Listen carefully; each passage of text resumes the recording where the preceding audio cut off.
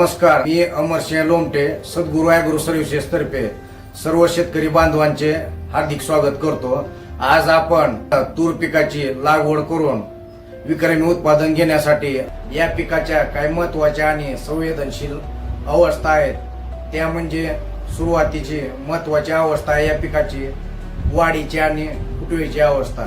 तर ही अवस्था पहिल्या 15 दिवसापासून जवळपास 100 दिवसापर्यंत चालू असते। त्यानंतर पुढची अवस्था आहे ती म्हणजे कळी लागण्याची अवस्था। त्यानंतर पुढची अवस्था आहे फुले लागण्याची अवस्था आणि शेवटची अवस्था या पिकाची ती म्हणजे शेंगा भरण्याची, शेंगामध्ये दाणे भरण्याची अवस्था।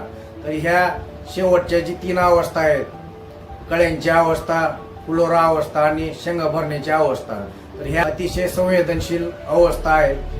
या अवस्थेमध्ये आपल्याला पाण्याची ओढ किंवा ताण पडू देऊ नये। त्याच पद्धतीनं तूर पिकाच्या वाढीच्या अवस्थेनुसार आपल्याला विद्राव्य खतांचा वापर करायचा आहे। हे जास्त कालावधीचं म्हणजेच जाती परत्वे 140 ते 180 दिवसात येणारं पीक असल्यामुळे या पिकाला 5 ते 6 फवारणीचं नियोजन करणं गरजेचं आहे।